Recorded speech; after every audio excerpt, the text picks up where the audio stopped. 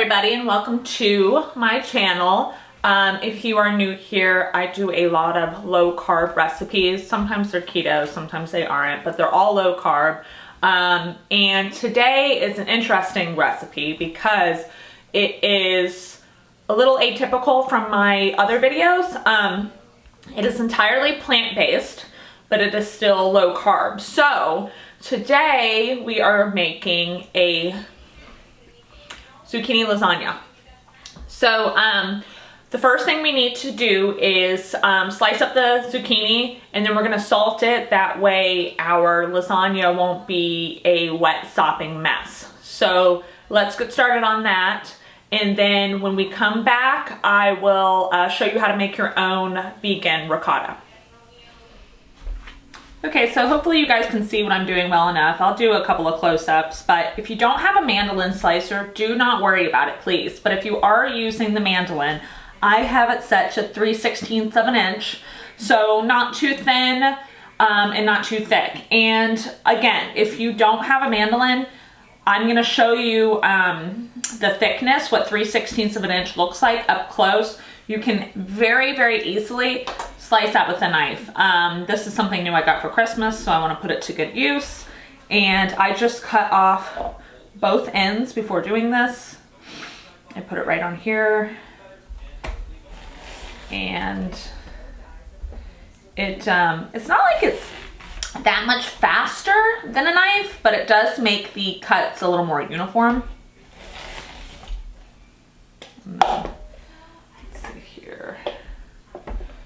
Okay, so this is about the thickness that you want your zucchini.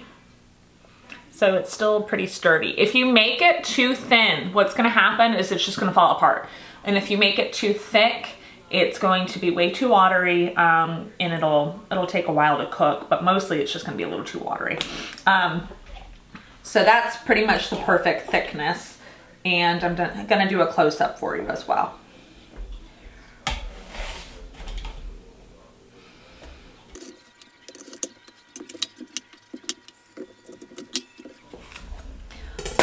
Also, if you're using a mandolin, I think cutting it in half works well. It works a little bit better than slicing it whole, because when I sliced the first one whole, it was just skimming off little pieces. So again, I'm new to this with a mandolin, but I would cut your zucchinis in half.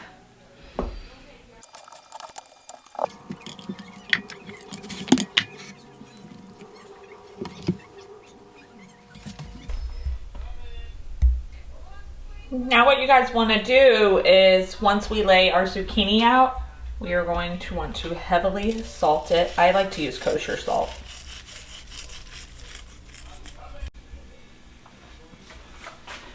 So while the zucchini is sitting with the salt on it, you want to leave it for about 15 to 20 minutes. Make sure it's all in a single layer as well. You want to get the salt evenly on there. We are going to make our tofu now, and so what you first want to do is, I don't have a tofu press or anything like that. I just take a block of firm to super firm tofu, either or will work, or extra firm I should say. This one's extra firm. I cut it in half. I take a dish rag, clean obviously, and I just press onto it. Super, super easy. And you want to make sure you get as much moisture out as possible so that it doesn't make, again, you don't want to make your lasagna watery. So just get as much out as possible. You're going to need a lemon, nutritional yeast, basil, some salt, and garlic powder. You can use garlic granules. My cat just jumped up and I'm worried about him knocking the camera over. You can use garlic granules or whole garlic, but the whole garlic might be a little bitter. It might be a little too sharp. So let's get to making that. It's so easy. Wait till you guys see how easy it is. It's also very delicious as well. So let's get to it. Okay, guys, so you're going to want to leave the zucchini with the salt on it for about 15 to 20 minutes. Make sure that when you salt it, I forgot to tell you this, that it's all in one single layer. You want everything individually salted nice and evenly, and to really draw that moisture out. So before we begin on the tofu or vegan ricotta, I'm just going to show you what I do with the extra firm block of tofu. My favorite brand is Wildwood, but whatever extra firm tofu you can use, get a dish rag, slice it in half, longitudinally, and you're just going to press as hard as you can to draw out the moisture. You don't want it to make your lasagna wet, especially after taking all that time to get the moisture out of the zucchini. So just get as much as you can out, and you're gonna grab your lemon juice, your garlic powder or granules, salt, nutritional yeast, and basil is optional. I like putting basil in mine, but you don't have to. But I like a little extra basil flavor. So like maybe like 1 leaf of basil, that's really all you need. So let's get started.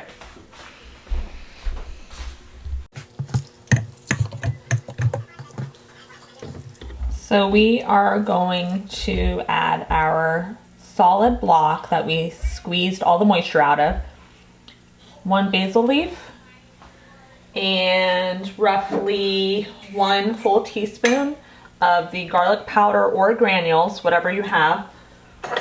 And I'm not going to measure this, but it's roughly 1 teaspoon. I'm just going to eyeball it. Start out with a little bit, and then if it's not enough garlic or if it's not enough lemon juice, just add more.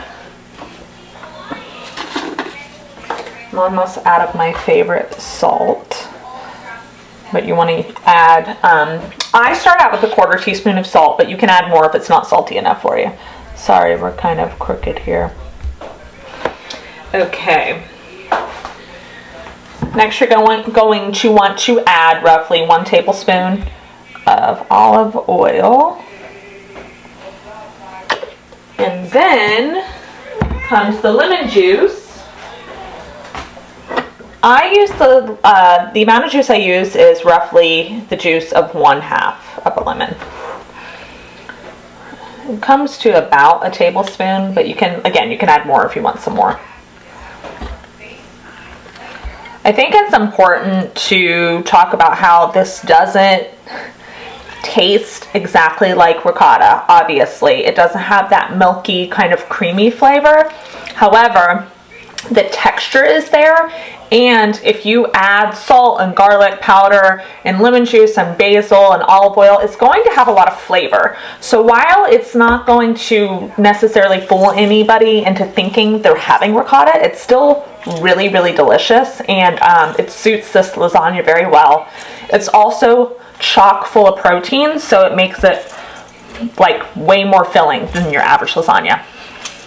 Okay, so I'm going to start with this, and then I'm going to adjust if I need to. Oh, actually, whoops, I forgot. The nutritional yeast is very important. That is what is going to give it its cheesy flavor. So we definitely want to add the nutritional yeast. I am going to start out with a 1/4 cup, and then again, I'll adjust if I need to. I like Anthony's. I like Anthony's in general for any bulk products that you need to purchase. There's really good prices. Most of it is organic, non-GMO. I like that it is made in the US. All of the products are. So highly recommend Anthony's. Okay, I'm going to start with a 1/4 cup.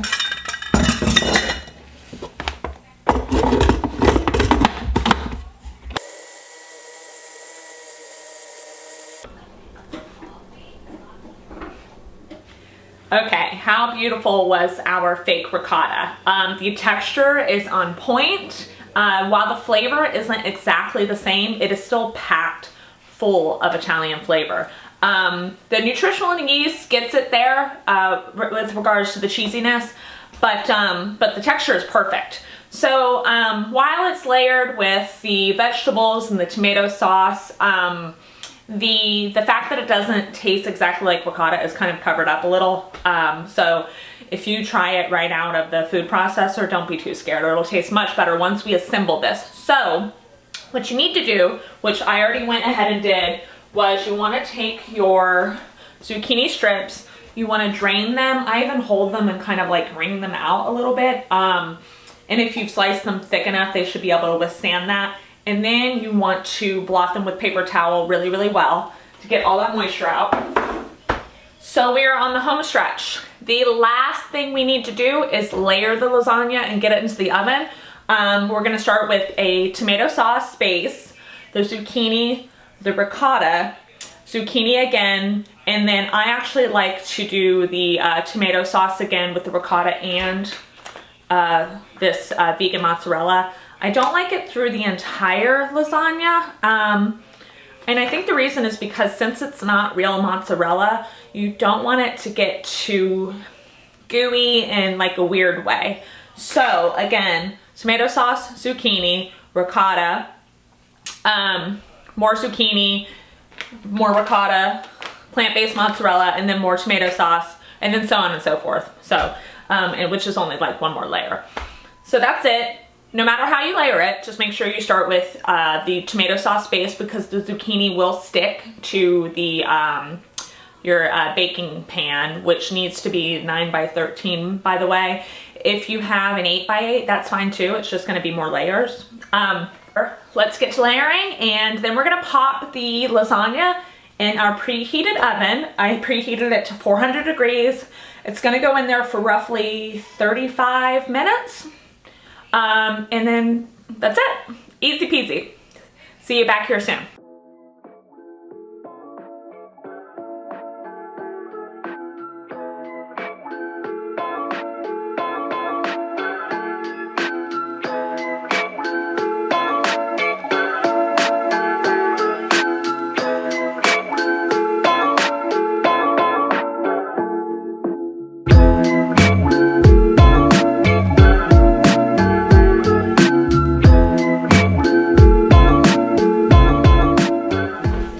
Hopefully you guys can hear me all right because my little setup I had up here toppled over. The joy of having cats, right? So I just pulled out the lasagna and she is a beauty. It smells so good. It looks fantastic. I'll do a close-up, then we'll try it and see how it turned out. Okay, I know I have a super ugly pan, but the actual lasagna looks delicious. Ooh, look how pretty she is. I put a little bit of basil on top. I did the chiffonade method, and then I just put a little olive oil around the edge. You know, just a little fancy olive oil touch. Okay, you guys, got my lasagna. First reaction here. Straight out of the oven, so be careful.